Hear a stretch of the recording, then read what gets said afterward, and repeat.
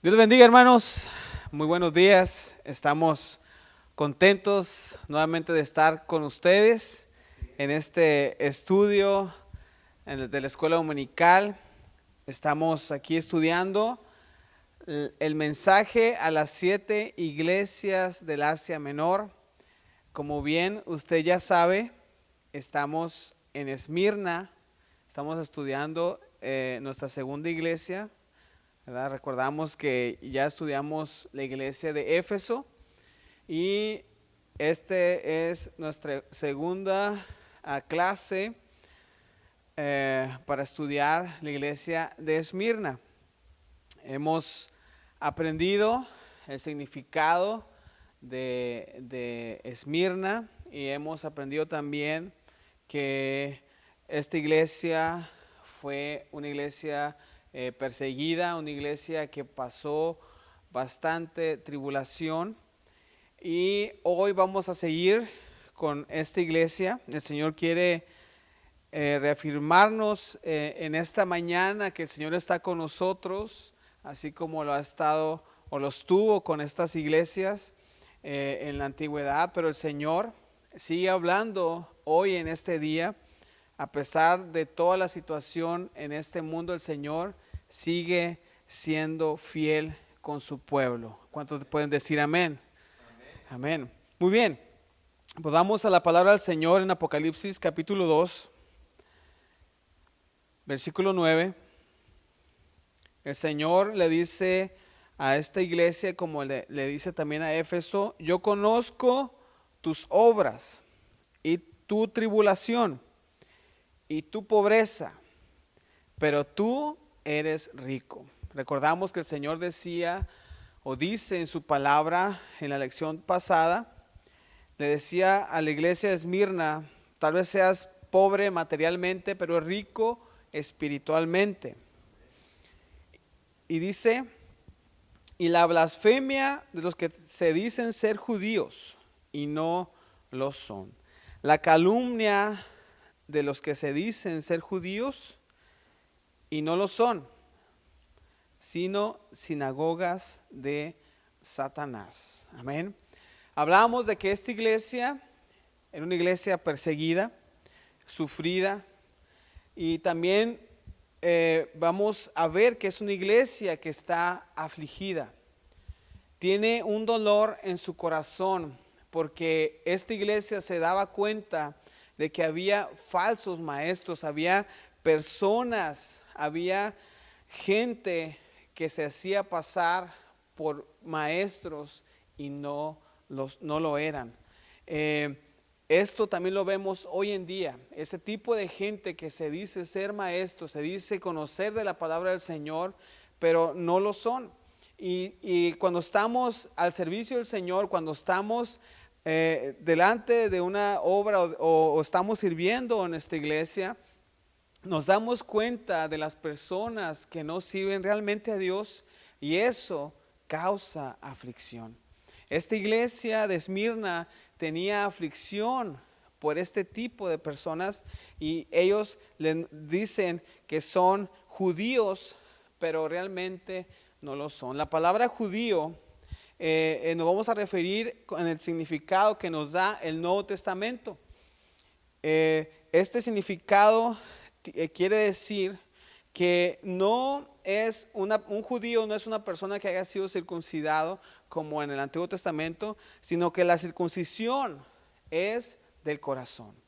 Es quitar la carne de nuestra vida, quitar ese pedazo de carne que nos estorba en nuestra comunión con Dios, y dejarlo a un lado y dejarnos guiar por el Espíritu Santo, así como lo dice en Romanos 2, 28 y 29. Esta es la definición que da de lo que es un judío en el Nuevo Testamento. Pues no es judío el que lo es exteriormente, ni es la circuncisión la que se hace exteriormente en la carne, versículo 29, sino que es judío el que lo es en el interior. Y la circuncisión es la del corazón, en espíritu, no en letra. Así que nuestro corazón tiene que estar libre de esa carnalidad que nos aleja de la comunión con Dios y nos hace ser guiados por Satanás. Esta iglesia se afligía porque ellos conocían de la palabra del Señor y conocían que había judíos, había gente que se hacía pasar por maestros de la palabra del Señor, pero no lo eran. Nunca es suficiente obedecer las enseñanzas de la palabra en forma legalista, ¿verdad? Cumplir legalistamente las cosas, sino dejar que nuestro corazón, el Espíritu Santo, nos guíe a toda justicia y a toda verdad. Dejarnos guiar por su Espíritu Santo. Lo que Dios desea es que nos sometamos de corazón a Él con toda nuestra voluntad para que podamos ser unos servidores fieles al Señor y no causar aflicción a nuestra iglesia, no causar aflicción a nuestros líderes. Amén. Siguiendo en la palabra del Señor dice: y la blasfemia de los que dicen ser judíos y no lo son, sino sinagogas de Satanás, sino iglesias de Satanás. Sabemos que Satanás tiene su propia religión, Satanás tiene sus propias iglesias. Sabemos que hay gente que adora a Satanás, adora la muerte, tienen su propia fe. Pero aún así conocemos también de iglesias que se nombran ser cristianas, pero no lo son. Cuando no se lleva el evangelio de Jesucristo, de la palabra del Señor, como dice al pie de la letra, estas iglesias son sinagogas de Satanás. Llámense como se llamen, nómbrense como se nombre. Si no llevan la palabra del Señor, el Señor las declara como sinagogas de Satanás. No importando su nombre, el Señor las aborrece. Muchas de las iglesias de hoy en día tienen a muchos judíos como los que tenía Esmirna, a muchos que decían ser judíos y no lo eran, muchos que se dicen ser cristianos y no lo son. Son cristianos temporales, son cristianos de la secreta, como decía el pastor Bernabé, y esto el Señor lo aborrece. Así que nosotros debemos de ser unos verdaderos cristianos, ser luz en este mundo de oscuridad, y debemos de dejar que el Señor nos unja y nos llene de su presencia para poder llevar la palabra de verdad a toda criatura. Amén. Vamos al consejo que le da Cristo a esta iglesia en el versículo 10. No temas en nada lo que vas a padecer. El Señor, el consejo que le da a esta iglesia: no temas en nada lo que vas a padecer. He aquí, el diablo echará a algunos de vosotros en la cárcel para que seáis probados. El Señor dice a esta iglesia: no temas en nada en lo que vayas a padecer. Nosotros no estamos exentos de padecer sufrimiento. Nosotros no estamos exentos de sentirnos como si estuviéramos encarcelados en los problemas, en las necesidades. El Señor conoce eso, y el Señor nos da esa palabra que hoy resuena en este mundo de maldad, en este mundo lleno de temor. El Señor le dice a la iglesia: iglesia, no temas, yo estoy contigo. En la palabra del Señor dice que busquemos a Jehová porque Él nos libra de todos nuestros temores. En Salmo 34:4 dice: busqué a Jehová y Él me oyó y me libró de todos mis temores. El Señor le decía a esta iglesia: no temas de lo que vayas a pasar, vas a ser encarcelado. Algunos de ustedes van a estar en la cárcel para que seáis probados. Muchas veces debemos de ser probados, debemos ser pasados por el fuego para que nosotros seamos más sensibles a su presencia, más sensibles a la palabra del Señor y podamos purificar nuestra vida y que ese fuego venga a quemar toda maldad en nuestro corazón y podamos ser de un material puro para la honra y gloria de Dios. Dice, echará algunos de vosotros en la cárcel para que seáis probados y tendréis tribulación por 10 días. Ya vimos la clase pasada de que esta iglesia de Esmirna pasó de los 10 periodos, 8 periodos de tribulación. Ya lo habíamos dicho por un gobernador romano, Diocleciano. Y también mencionamos de lo que hacían con estos cristianos, ¿verdad? Que los devoraban leones, que los metían en aceite hirviendo y tantas cosas que hacían a los cristianos en aquel tiempo. Pero el Señor le da a este consejo a la iglesia: no tengas temor. Ese mensaje hoy resuena en la palabra del Señor, hoy resuena en este tiempo. Su palabra es la misma, es el mismo ayer y hoy y por todos los siglos. Y el Señor dice: no tengas temor. Entramos en aflicción, entramos en periodo de tribulación, entramos en cosas que muchas veces no podemos manejar. Nos quedamos sin trabajo, más en este tiempo que todo está detenido. Tenemos tal vez preocupación por familiares que tal vez sean afectados por este virus, y nos entra la preocupación. Nuestros hijos se van de la casa, se divorcian, no quieren saber nada de la palabra del Señor. Esposos dejan a su esposa y viceversa.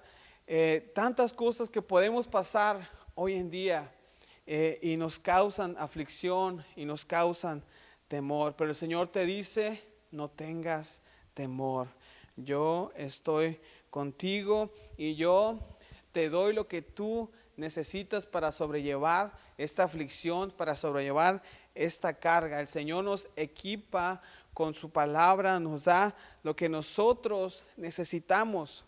Si tú necesitas gracia, el Señor te da gracia. Si tú necesitas valor, el Señor te da valor. Si tú necesitas fortaleza, paciencia, sabiduría, Él te la da.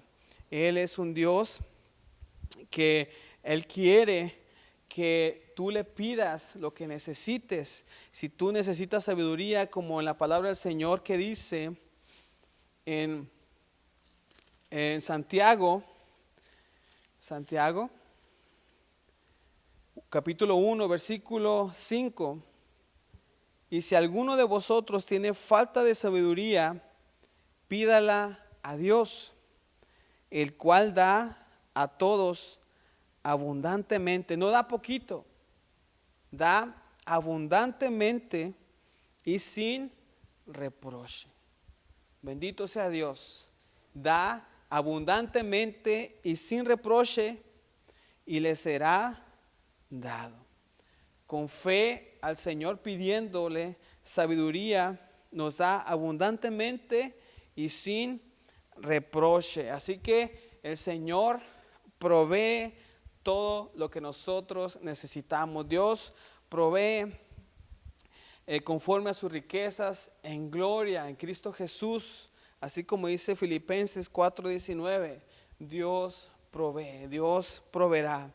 Como dice el canto del pastor Bernabé, a veces está la nube muy densa y oscura, parece que no puedo yo pasar, mas Cristo resplandece y Él me abre camino. Entonces puedo yo así cantar: Dios proveerá. Amén. Nuestro Dios es un Dios proveedor. Aún en la aflicción, el Señor te dice: pídeme lo que tú necesitas y yo te lo voy a dar, conforme a las riquezas en gloria en Cristo Jesús. ¿Cuántos dicen amén? Amén. Muy bien. Vamos a seguir en Apocalipsis. Dice: sé fiel hasta la muerte y yo te daré la corona de la vida.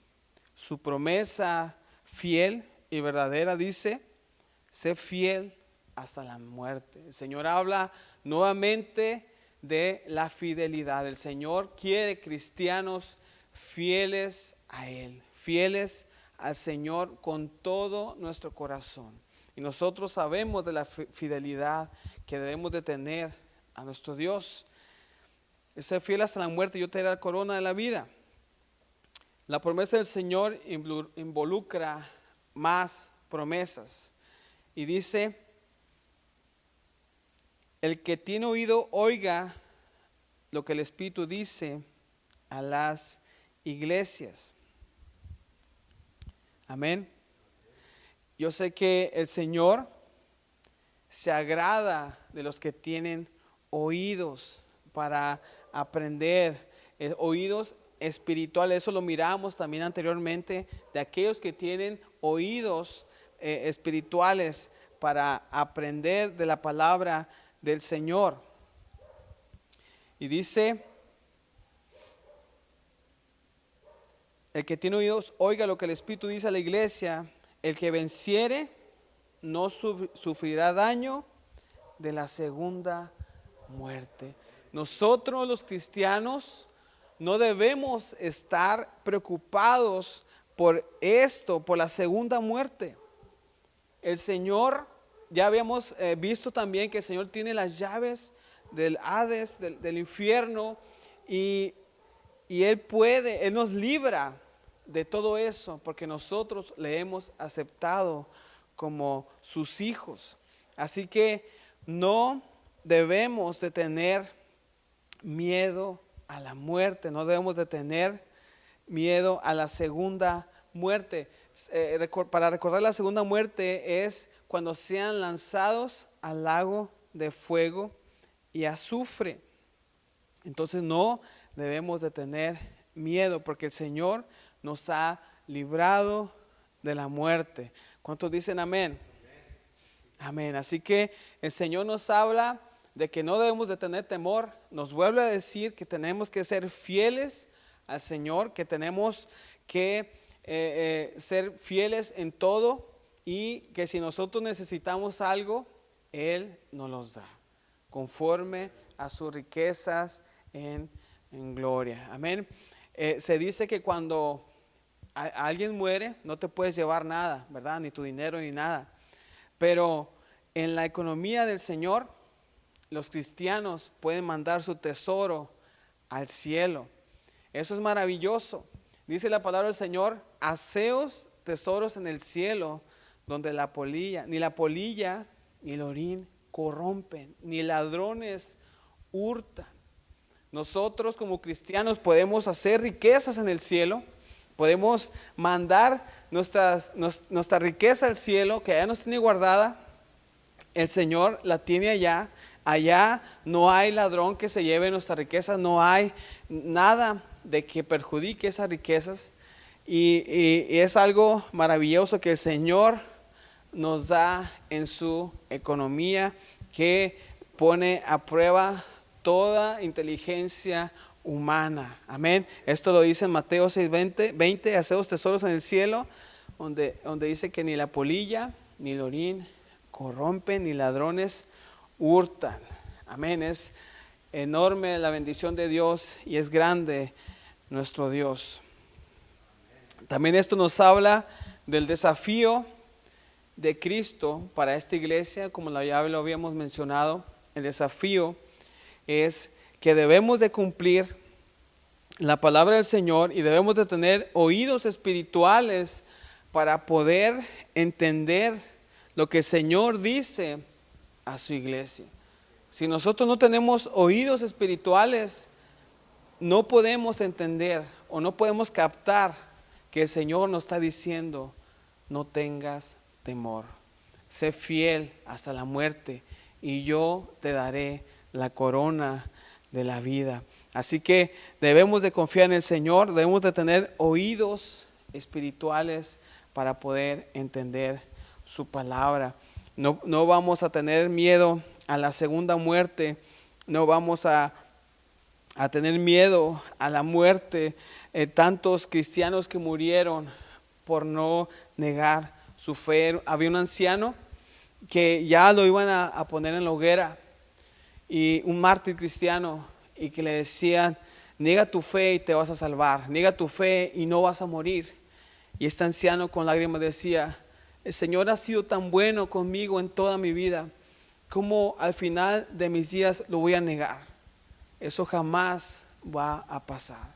Prefiero morir antes de negar la fe en Dios. Estos mártires nos dejan una enseñanza grande que nosotros debemos resistir hasta el final, porque el Señor tiene una corona preparada para cada uno de nosotros.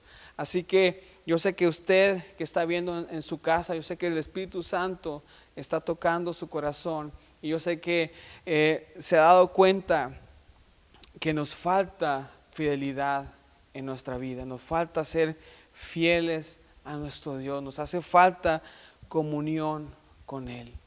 Estamos en luchas, estamos en pruebas, recibimos muchas veces noticias que nos desalientan, pero siempre recuerda que Dios está ahí, y su palabra te dice: no tengas temor, yo estoy contigo. Así que el Señor fue fiel con esta iglesia fue fiel a Dios, resistió 8 periodos de tribulación, resistió a falsos maestros, y el Señor nunca tuvo una condenación hacia esta iglesia. La iglesia de Esmirna nunca tuvo una condenación. El Señor amaba a esta iglesia, así como ama a toda nuestra iglesia. El Señor te ama a ti, a pesar de los errores que has cometido en tu vida, a pesar de que tal vez lo hayas dejado. El Señor te sigue esperando. Iglesia, el Señor también habla a sus hijos que debemos de regresar a nuestro primer amor, debemos seguir siendo fieles a Él para que podamos recibir la corona que Él tiene preparada para nosotros. Así que seamos fieles al Señor, porque Dios es fiel con nosotros. Amén. Vamos a orar en esta mañana. Padre Santo, te damos gracias, te bendecimos por tu palabra, porque tú siempre nos hablas y nos enseñas, Señor. Sabemos la aflicción que muchos están pasando, aún conocemos la aflicción de muchos que están pasando en nuestra iglesia, en nuestra familia, en nuestros vecinos, en conocidos, en amigos, Señor. Sabemos de la aflicción, pero tú das esos elementos necesarios para poder resistir la aflicción, para poder resistir esos problemas que cada uno de nosotros tenemos, Señor. Te pido por aquellas hermanas, Señor, que tienen problemas con sus hijos, aquellos siervos o siervas del Señor que tienen problemas de salud, Señor. Te pido por todos los pastores que estén en enfermedad en este momento, Señor. Sus hijos, fortalécelos. Sabemos que no es fácil, nosotros hemos pasado por eso. Sabemos que no es fácil, Señor. Y te pedimos que tú los fortalezcas y que les des todo lo que necesiten, Padre. Si ellos necesitan valor, dales valor, Señor. Que si ellos necesitan gracia, fuerza, dásela, Señor Jesús. Oramos por ellos y por cada familia necesitada, por cada hombre, por cada niño, por cada mujer que hoy se siente desahuciada, hoy que se sienten que no hay respuesta para su vida. Jesucristo es la respuesta para tu vida. Solamente entrégale tu corazón y Él va a hacer un cambio total en ti. Te damos gracias, Señor, porque yo sé que tu Espíritu Santo sigue obrando en cada uno de nuestros corazones y nos vas a guiar a toda verdad y a toda justicia. Todo esto te lo pedimos en el nombre de Cristo Jesús. Amén y amén. Damos gracias al Señor por su palabra, y yo sé que Dios es fiel. Iglesia, Dios les bendiga. Estamos en contacto, ya saben, los amamos, los extrañamos. El Señor nos dice: seamos fieles, y ustedes sean fieles también con Dios.